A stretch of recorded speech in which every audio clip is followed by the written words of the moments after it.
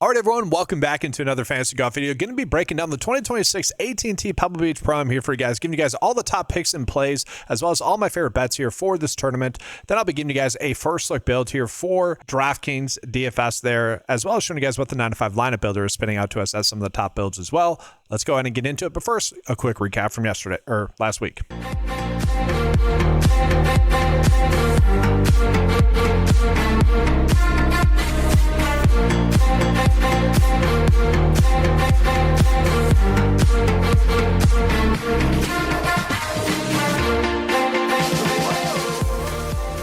So overall, last week ended up being a pretty solid week, guys. We were able to hit a first-round lead there with Chris Goddard, 44-1. Again, we were attacking more of the AM wave there. And then the 9 to 5 data was able to hit an outright winner with our good outright bet tag. Chris Goddard was in there as a good outright bet, so hopefully you guys were potentially able to cash that. I ended up going a little bit slimmer with my betting card. Jordan Spieth was a big letdown for me last week. Maverick McNeely having the lead, in the fourth round, and then Siwoo Kim as well having the lead. Both of those missed and was a little bit tilting, but again, the 9 to 5 data really had itself a very good week. And overall, I mean, just a pretty solid week through and through, especially in regards to kind of some of the information I gave out to you guys. The biggest swing and miss was actually just being on Jordan Spieth. Ended up being just a little bit too risky, chasing his good course history with him being a bad stat fit. Now we go ahead and get into this week, guys. Thankfully, we won't have to worry about any players missing the cut. So for DFS purposes, really what we want to be doing is attacking more of a studs and duds approach. And I'm actually really shocked at Scotty's price tag. I thought it would be even higher after another good week last week, another week where he almost found himself into contention to win. And he's also someone that does have some pretty good course history. And this is an interesting week where I do think it's a week where you probably should be betting on Scotty Scheffler to win at about 3.1 odds. And then if you wanted to chase some long shot bets and chase maybe some half unit bets or something like that, quarter unit bets on those, you could end up doing that as well. I do see Scotty winning this. Now for one and dones, if you guys are familiar with one and dones, it's the selection where you get to choose one player for the tournament and then you're done using them for the rest of the year. Whatever they win in that tournament is what goes into your pool then. I actually think Viktor Hovland would end up being a decent option. So he's someone where I guess I wouldn't mind placing an outright bet on him as well. But to me, outright betting wise, it is mostly Scotty or the field this week. Now that being said, maybe weather plays a potential difference there. That could end up being a factor. We saw that, I would say, be the deciding factor ultimately, guys, last week in regards to who ended up winning. The AM wave on Thursday played a little bit easier, and then we saw Chris Goddard and Hideki obviously almost win. And just real quickly, I mean, how terrible of a loss for Hideki, just in the way they lost with like fans just being douches, I guess. And I forget which tournament it was, like a year and a half ago now. I forget where it happened, but someone like flicked an umbrella right as someone was putting, and then they ended up having a terrible putt. And I think they 3-putted. It sucks to see that stuff kind of happen. But we go ahead and take a peek at the course history here, guys. A lot of players ended up withdrawing or not playing in the 2024 AT&T Pebble Beach Open, where there's just terrible wind. They actually ended sooner in round 3, where Wyndham Clark ended up winning. Ended up being our best long shot win of that year, kind of luckily there. And then prior to the last 2 years, a lot of players just weren't playing in this event because it wasn't a signature event. So we do see some players have played this course a bunch. Jason Day has tremendous course history here, guys. Patrick Cantlay as well. Patrick Cantlay with those California ties kind of makes sense there. Tom Hoagie's played this course extremely well in the past. Nick Taylor has also played this course extremely well. Really one bad week for him. He's someone where if you're going more in studs and duds, I think he's going to make a decent amount of sense there as well. Now, one of the tough parts about this week for just predictability is the Pro-Am aspect of that, guys. So just worth calling that out. That does kind of put in a weird wrinkle into this week. You could get a weird Pro-Am that you're playing with for a player and the vibes could just be off. That does sometimes happen, or the pace of play is getting to you a little bit more. That does happen with players. So just want to call that out. Now, the nice thing about this tournament is that we know which key stats to be looking at here. We're looking at ball striking, effective birdie to bogey ratio. Yes, this is a course that is typically a more difficult course. You can't be making bogeys on it. You got to be avoiding the bogeys. Typically, we're looking at bogey avoidance here, but because it's a no-cut event, we do want to be factoring in the birdies because you do want golfers that are going to score. That is key. We're looking at total driving as well. This is very much a total driving and ball striking course, but also par 5 scoring. You need to be taking advantage of the par 5s here if you are going to score.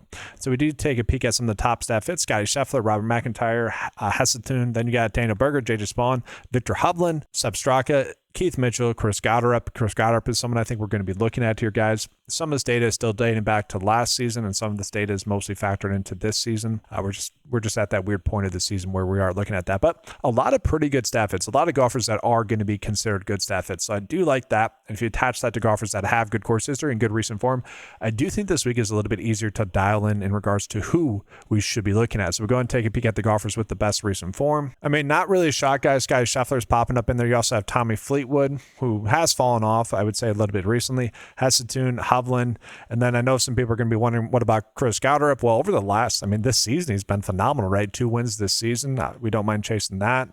That's part of the factor as well, as I mentioned, guys, is really looking at this season ends up being key mostly. So I like that I did get into Hovland a decent amount. And then Pearson Goody, guys, 4 straight top 20 finishes on the PGA Tour to start this season. Phenomenal there, coming in off of a 10th and second place finish. 9 straight mid cuts for him. I think he's going to be someone we're looking at this week as well. So with that, let's go ahead and get into the top picks for this week, guys. Again, Scotty Scheffler just going to be the class of the field. Obviously, he ranks second in course history. That's his one knock. He's second in course history. Everything else, all the metrics tell us he's going to be the best play on the board. So obviously, we like that there for Scotty Scheffler. If you want to bet on him, I don't hate that idea. You can get him about 3-1, 3.3-1 on Betfair. The 95 data is giving us about a 1% edge compared to how the books are valued him. So I really don't mind chasing that. So the data overall, Vegas odds are giving him a 25% chance to win, whereas if you look at just over his past 20 starts, he's won 35% of the time. And this is at a course where he has played well in the past, in a reduced field as well. Overall, I think you could just bet on Scotty, and that's your only bet for the week. Now, from there, I do worry a little bit about Rory showing up and playing well here at this event, especially at his price. I don't know if I necessarily love that, but I will say if we get the previous Rory from last season, him at 12-1 ends up being pretty crazy. I don't like that. I think for DFS purposes and for betting purposes, the next best option would be either Victor Hovland, Siwoo Kim, or even Hideki. Now, Hideki has actually struggled at this course in the past, especially over the past 2 years. I don't know if we necessarily need to go in on that. And that loss is going to be pretty heartbreaking for him. It was really his to lose, and he did end up losing it. And you could, again, blame outside factors for that, but the point still stands. He did lose. Now, he has been playing extremely well. Really don't mind him. Then we also do have Victor Hovland there, guys. Again, playing great golf. 11th, 5th, 12th, 4th, 14 straight make cuts for him, guys. 4th best in the field in recent form rank. Very good stat fit. 9th in the field in ball striking. 10th in the field in total driving. Effective birdie bogey ratio, guys. Top 10 there. And really not terrible in that par 5 scoring stat as well. And again, he's someone where if you're not betting on Scotty or maybe doing it without Scotty market, I really don't mind the idea of getting to him. He's probably going to be a one and done pick for me again. 28-1 does feel like a pretty good line for him. 9-5 data really likes him, giving him about 6% edge or odds to win, whereas Vegas almost a 4% likelihood. So a very solid edge in general there. I do end up liking Hovland a lot today or this week. And then we might as well pull up Siwoo Kim's odds as well, guys. You can get him at 25-1 odds. Again, if you're not betting on Scotty, he makes a lot of sense as well. He's someone that's been playing extremely good golf. He's going to be an extremely good stat fit. He didn't make putts on Sunday. That was very tilting. It kind of felt like I don't want to say it felt like he should win, but he gave himself plenty of opportunities to win. He just missed some putts that he shouldn't. His short game wasn't necessarily there when it needed to be. And so really, if you're going with a fair and balanced approach, it does make sense to go Siwoo Kim and Hovland. This isn't necessarily like last week, guys, where I was telling you guys, like, literally, we have too many great top-end plays. If you're not playing Scotty, you're going Siwoo and Hideki. And that in a weird way, ended up working out, even though Scotty ended up playing well as well. Hideki and Siwoo just also played well. It's not exactly that week. Again, I do value Scotty more than these two, but if you are fading Scotty, I think those two make a lot of sense as starting points. Siwoo's a little bit more of a scorer, though. Top 10 in that par 5 scoring, and then just phenomenal recent form. He is top 10 or better in all the key metrics that we're looking at, guys. That just sums how good of a play he is. And if you guys haven't used him for one and dones, I think he'd be the play I would want to get to. Now, after Hideki, and even including Hideki with his course history, I don't love it as much. Okay, so we have Justin Rose, who is coming in off of victory and who has also played this course extremely well. I just worried that we saw him peak already. Like, I just don't think he's going to be able to pay off this price tag consistently throughout the season. Russell Henley, I typically think he's a very safe option. He's someone that could easily top 10 here. I feel like this is a little bit too high of a price tag, but at the same time, I do view him as more of a shoulder shrug play. For your DFS builds, if you're closing out your lineup with him, you shrug your shoulders and you're okay with it. Xander, he is grinding. He's still is grinding. So after the missed cut 2 weeks ago, guys, only a 47th place finish. This is a course where his game does set up well. You would expect him to play better. And I think this is a price tag where we could look at it after this week and be like, what were we thinking? Not going in on Xander at 9.1 on DraftKings. And even betting odds wise, like getting him at 30-1, I think we could be like, what were we thinking doing that? But I think more so for DFS purposes, he becomes more appealing because it is a no-cut event and he's someone that can truly get hot and really go low. So I don't hate that. And then Chris Gotterup's the last player in this high tier. He's fine. Obviously, 1-2 out of the last 3 weeks and had a very solid week the week in between that. Going to be a good stat fit, top 10 in the field there. Haven't seen him play this course. His game does fit this course. I wouldn't be surprised to see him play well again. Again, the issue is I view these plays as all somewhat the same. I could make a good option, or these could all make a good option for you. But there's no reason to necessarily go out of your way to play any of them. Whereas Siwoo, Hovland, and Scotty, we are obviously getting reasons to go out of our way to play them. Now we jump into the mid tier, the dark horse tier, guys. I'm fine going back to the well with Maverick McNeely. He's been someone that we've been on a decent amount. Again, very disappointing Sunday finish, but, been playing great. 15th, 10th, 24th. Really good start for him to this PGA Tour season. Overall, a decent stat fit as well. Top 20 in the field. He's someone that betting-wise, I wouldn't want to bet on him really that much. Like, I don't want to do placement bets or outright bets. I just think he's a fine DFS play. I think he's a safe play, but we know that for DFS purposes, we want to be doing more of a studs and duds approach on these no-cut events. And so, to me, it's tough to get to any of these plays. Fitzpatrick is tough to get to. Jason Day is the one I'd probably play around with the most. Jason Day so far this season, guys, second at the American Express and then 40th at the Farmers Insurance Open.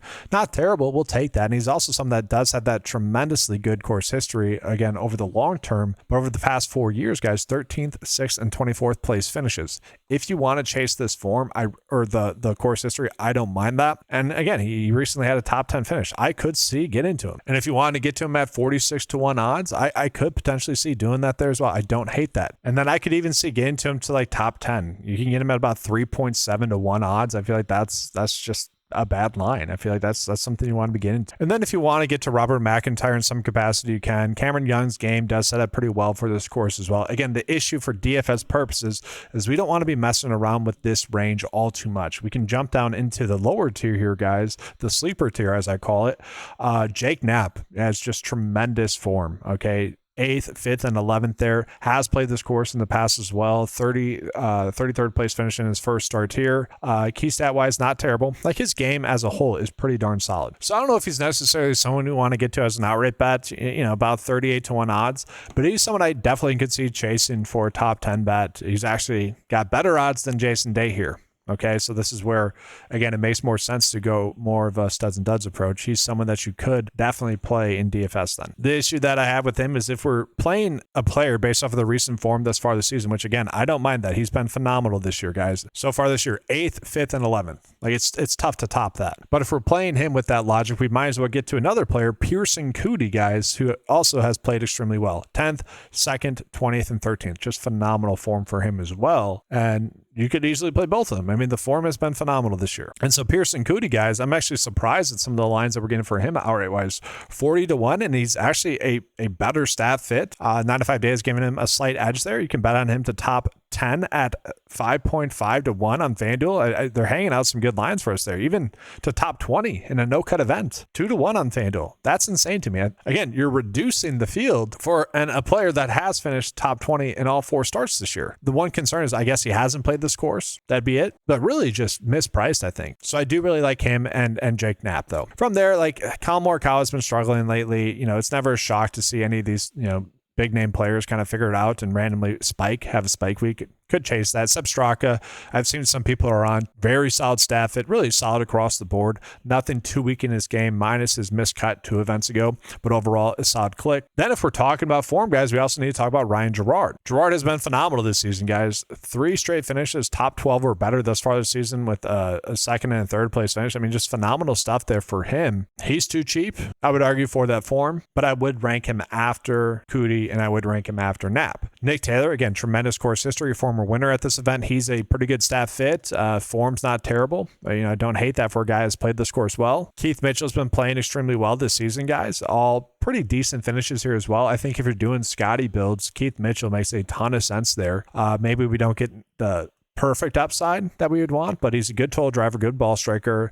Again, form's been pretty solid. It feels like a very safe play for this week. Then we were on Sam Stevens last week as a core play, mostly because he was a safe play. I don't think he'll provide too much upside for us this week, although he has had tremendous course history, 17th and 34th, like not terrible there, and he has provided a recent top 10 finish. So if you wanted to get to him as someone that's going to be a safe click, I don't hate that. I think it's fine, but I do feel like we could go elsewhere. Like we jump down into the value tier here, guys. You have Jacob Bridgman, who's been playing phenomenal golf lately. Hesitune, I do really like here, guys. He's someone that I think we should be looking at. Tom Hoagie started off the tournament really well last week, if I'm remembering correctly, but definitely 2 weeks ago, and then fell off throughout the weekend. We saw a top 12 finish out of him. He does have tremendous course history. Like I like the course history at a cheap price tag. And again, if you're playing Scotty, which I like the idea of doing, he's definitely going to be someone I'm clicking on there. Ryan Fox, his game sets up decently well for this course. Lucas Glover has played this course a decent amount. Not the worst play here, due to his cheap price tag. You want to be targeting some of these players that can score. Chris Kirk, okay? It's not like you can just punt to really anyone this low and give yourself a decent chance if Scotty wins. That's the thought process there. So we're going to go ahead and get into the core plays, guys, and the outright bets. But again, I do think this is a week where core play wise, Scotty Scheffler makes a ton of sense if you can make your lineups work. And outright wise, I think that makes a lot of sense. That's kind of redundant, so I'm not going to include him in this section. So with that, let's go ahead and get into the core plays. So core play number one is going to be Siwoo Kim. I mean, shout out to Siwoo Kim this year. He's been making the graphic a little bit easier on me. I haven't had to update too much. It's just the logo and the stats a little bit, but haven't had to go searching for his picture this year yet, which is awesome. But great course history for him here, guys. 2 straight top 15 place finishes at this event. Very solid stat fit, guys. Again, metrics wise, he's top 10 or better in all the key metrics that we're looking at. 3rd best specialist, 5th best in course history, 8th best stat fit, 6th best in recent form, and top 4 pick in the 9 to 5 model. I expect him to have a good week. I really don't mind the idea of continuing to place an outright bet on him. And if you are someone that does one and done's, he's someone you can consider. I've already used him, kind of thankfully. 5th and 3rd place finish, I'll take that. If you're not, if he's not available, again, I'm going with Victor Hovland there, just as an FYI.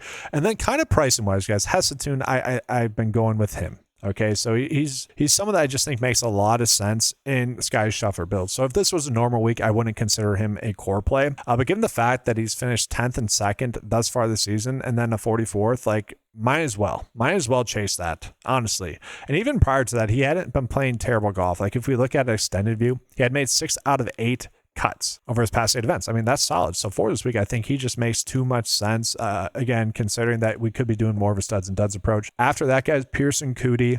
The only issue that I have with him is honestly his pricing tag. Again, if you're going with Scotty, he's someone that doesn't necessarily make sense because he's priced up a little bit too much, but the form has been spectacular for him, guys. Top 10 or top 30 stat fit, which is not the best, but not terrible. I really like the idea of placing a top 10 bet on him, but again, 4 straight top 20 finishes, tough not to love that. And then core play number 4. This is with an asterisk because it's only if you are playing lineups with Scotty Scheffler, okay? But he has been someone that prior to the weekend at the Farmers Insurance Open had been playing, pretty solid golf this year. Ended up shooting a 73 in round 2 last week. Obviously, we don't like that. So the form has been tailing off. He is a former winner, though, at this event who has played this course continuously well. And so I really do not mind the idea of chasing that. And again, a player that's not in terrible form as a whole. So we go ahead and try to give you guys the first look build here. It really depends on where you want to go lineup wise. But if we are playing 2, values in there with Hesitune and Tom Hoagie, well, that does allow us to get up to Victor Hovland, which again, I don't mind the idea of doing that. And then we're left with 9.4 left over, which again, I kind of consider just a dart throw range there. But overall, I don't mind those 2 players that we were able to get to. Now, if you were trying to get to Scotty and you wanted to get to Siwoo as well, that becomes very difficult there. Like I do want to get to some 7K plays, but overall it's not like the worst thing. Like you could get to Ryan Fox 6.4 and then you have 6.5 left over, so you're still getting 2 studs and then you're just chasing maybe some form down here. I don't hate this approach as well. I think this is a very viable option. Now if you didn't want to get to Scotty but you wanted to get to, again, Victor Hovland, I think that makes for a very logical approach. You could just go with more of a fair and balanced approach there as well. You don't necessarily have to go with the values, and so that's where, with it being a no cut event, it is a little bit more difficult to tell you guys exactly what to do. But if you wanted to chase some form here, Ryan Gerard, Pearson Cootie, Jake Knapp, then you're left at 7.3. Also not a terrible route to go. Probably get to Keith Mitchell here. again, not a terrible spot to go. But the logic with not playing Scotty would be is saying he's not going to top 5. To lock in basically a top 5 finish while also chasing players that are lower priced that are going to score about the same as the 8K tier range and potentially players in the 9K, that's too tough to pass up on. And so I'll show you guys the 9 to 5 lineup builder here, guys. So just the general run that spits out to us. So the top lineups right now would be Scotty, McIntyre, English, Hall, Fox, Echeverria. Don't know if I necessarily love getting to Echeverria, but you guys get the point. It is trying to get to Scotty Scheffler a decent amount. Now that's just from the PGA lineup builder. I'll go into the custom model, and what I'll end up doing is maybe just trying to run out some studs and duds builds only. So that's really the only data point that we could potentially be looking at, as well as, well, obviously the model rank as well. But we're going to factor in mostly studs and duds. So we're going to put more of a value on those golfers, and we're going to get more of a studs and duds approach, which I don't hate. I think that ends up being a viable option. That kind of ensures that we're going to get to at least 2 pay-ups, and then the rest of them are going to kind of fill in correctly. But guys, that's going to do it for this video. Appreciate you being here. Make sure to leave a like on the video and subscribe to the channel if you guys have not done so before. If you guys like access to any of the tools that you saw throughout this video, head on over to 9to5sports.com. All the tools available on the website are available for a low monthly cost of $10 a month. Appreciate you guys being here. Good luck. And as always, let's keep cashing.